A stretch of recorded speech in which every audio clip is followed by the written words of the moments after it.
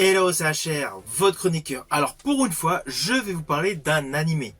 D'ailleurs, prochainement, vous verrez plusieurs vidéos consacrées à des animés qui me hype. Et justement, l'animé Le Robot Sauvage est un dessin animé qui m'a totalement hypé. Dès que j'ai vu la bande-annonce, forcément j'ai estimé que les dessins étaient une réelle dinguerie. Il y avait réellement de l'innovation dans les graphiques. Et ce que vous ne savez pas, c'est qu'en dehors du fait que vous me voyez ici sur YouTube, en fait je suis écrivain. J'ai écrit de nombreuses nouvelles fantastiques et SF. Et justement, l'histoire de ce petit robot aurait totalement pu sortir de mon imaginaire. Car dans mes nouvelles, j'ai souvent mis en premier rôle un robot qui s'humanise. Alors, c'est clair, j'ai lu énormément de romans d'Isaac Asimov. C'est peut-être pour cela que ce mélange de technologie, robot et humain m'a toujours hypé. Mais de ce fait, vous comprenez pleinement pourquoi ce dessin animé, Le Robot Sauvage, m'a totalement hypé. Et je vous le dis tout de suite, je n'ai pas du tout été déçu. Car dans le fond, l'histoire, l'idée est totalement originale. Cela n'a aucun rapport avec tous les animés que vous avez pu voir et que l'on peut découvrir prochainement. Je pense notamment à Vaiana 2 que j'irai voir avec ma fille. Cet animé a radicalement aucun point commun avec Le Robot Sauvage. Alors il est vrai que ce film est une adaptation d'un roman de Peter Brown. C'est peut-être pour cela que la dimension psychologique et scénaristique de ce dessin animé est beaucoup plus en profondeur. Ainsi, l'adaptation de ce roman a vu le jour grâce au dessin animé Le Robot Sauvage, sorti le 9 octobre dernier. Alors oui, il est sorti le 9 octobre et moi je l'ai vu durant les vacances de la Toussaint. Cela s'explique facilement, il y a beaucoup de choses à voir. Et durant cette période de la Toussaint, forcément j'ai mis mes priorités sur certains films. Notamment le dernier film de Clint Eastwood, Le Juré numéro 2, que j'ai particulièrement aimé. Mais bon, passons. Ainsi, ce film est un mélange de genres. Il y a un côté aventure, il y a un côté SF, il y a un côté famille. Sur un certain plan, on pourrait se dire que c'est un film pour enfants, mais non, justement, il n'est pas réservé pour les enfants.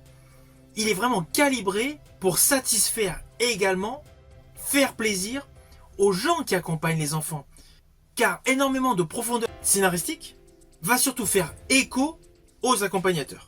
Et lorsque vous aurez vu ce film, vous allez pleinement réaliser qu'il est vraiment calibré pour une famille. Alors il ne faut pas oublier que son réalisateur, Chris Sanders, a certes réalisé plusieurs animés comme Lilo et Stitch, Dragon, les Groot, mais il a également réalisé en 2020 l'adaptation du roman de Jack London, L'Appel de la Forêt, avec Harrison Ford.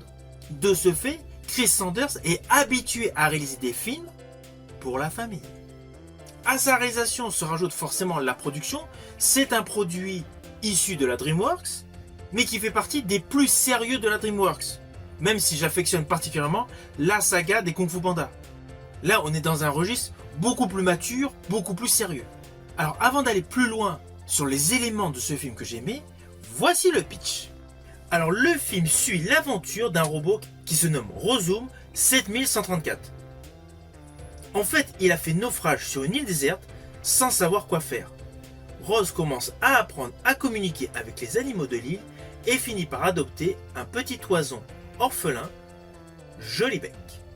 Alors la grosse innovation de ce film, c'est que le fameux robot est en fait féminin. Ce qui va rajouter une dimension supplémentaire pour les passages émotions du film. Et notamment différents états et de compositions totalement différentes au fur et à mesure du déroulé de l'histoire. Car au début, lorsque Rozoom se retrouve sur l'île déserte, en fait c'était à la suite d'un naufrage. Naufrage où Rozoom est la seule survivante d'une grosse cargaison de robots. De ce fait, celle-ci est en quête d'elle-même, essaie de comprendre à quoi elle peut servir et va rencontrer des animaux sauvages dans un monde sauvage. Et c'est là que va réellement débuter toute l'histoire de ce film qui dispense énormément de messages tels des satellites autour de son axe central, le robot. Alors ne vous inquiétez pas, je n'irai pas plus loin sur les lignes scénaristiques. Comme d'habitude, je préfère que vous découvriez l'histoire par vous-même. Mais sachez principalement que ce film est extrêmement beau. La grosse plus-value de ce dessin animé sont les couleurs chatoyantes et vives de cette nature qui malheureusement au jour d'aujourd'hui paraît petit à petit disparaître de notre belle planète.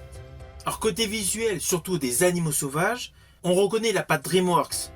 On retrouve le style de graphisme qu'il y avait jadis dans les Kung Fu Panda et dans Dragon.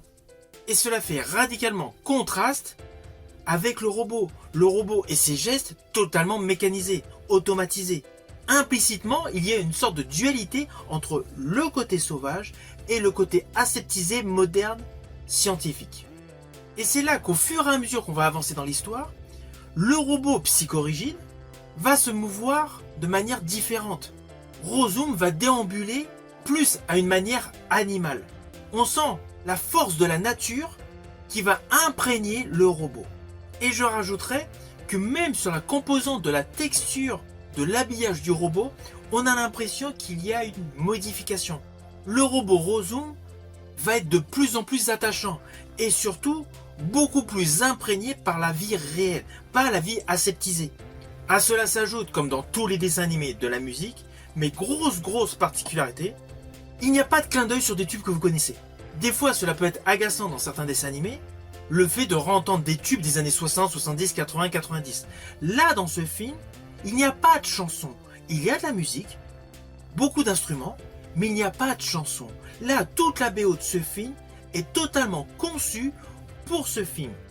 De ce fait, cela ne nous oblige pas à chercher des repères musicaux pour essayer de comprendre le pourquoi de la chose en tant que choix de chanson.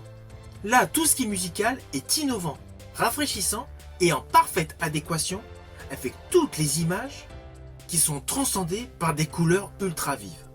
Et justement, cette belle musique totalement innovante accompagne pleinement les moments d'émotion, car ce film est essentiellement un animé d'émotion. Car comme je vous l'ai dit au début de cette vidéo, ce film est également adapté pour les accompagnateurs d'enfants. Tout au long de ce film se dégagent des notions fondamentales. La paternité, la responsabilisation de soi, la quête de soi-même, comment s'occuper de quelqu'un. Tout simplement être parent. Implicitement, ce film va parler à tous les parents du monde.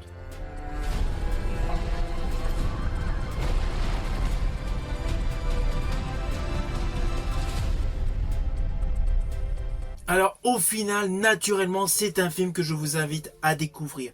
L'histoire est extrêmement bien rythmée, les couleurs sont superbes, plus de la moitié du film est consacrée à l'émotion, et le final reflète réellement ce qu'il se déroule dans la vraie vie.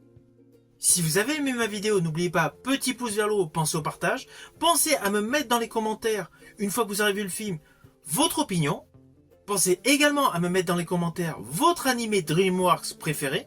Quant à moi, je vous dis à bientôt pour une prochaine vidéo.